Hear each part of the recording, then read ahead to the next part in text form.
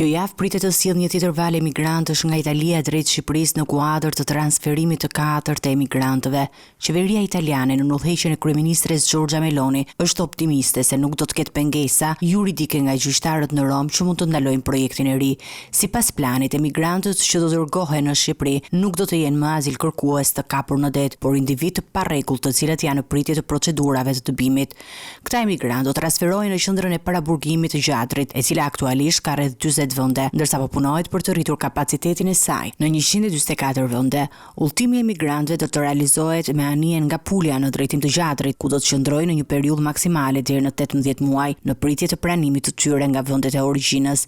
Ministri i Brendshëm italian Matteo Piantedosi ka theksuar se politikat e reja të qeverisë italiane kanë ulur ndjeshëm fluksin e emigrantëve që mbërrin në Itali dhe ka theksuar se qendrat në Shqipëri janë një model efektiv menaxhimi për këtë çështje.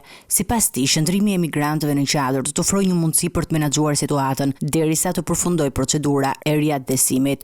Ndërkohë, qeveria italiane po pret vendimin e Gjykatës së Drejtësisë së Bashkimit Evropian për dekretin që lidhet me njohjen e vendeve të sigurta, një çështje që do të mund të ketë ndikim në procesin e riadesimit dhe menaxhimit të emigrantëve në të ardhmen. Ky transferim i emigrantëve është pjesë e një plani më të gjerë që synon të reduktojë ngarkesën mbi sistemin e azilit në Itali dhe të krijojë një mekanizëm më të efektshëm për rikthimin e emigrantëve në vendet e tyre të origjinës.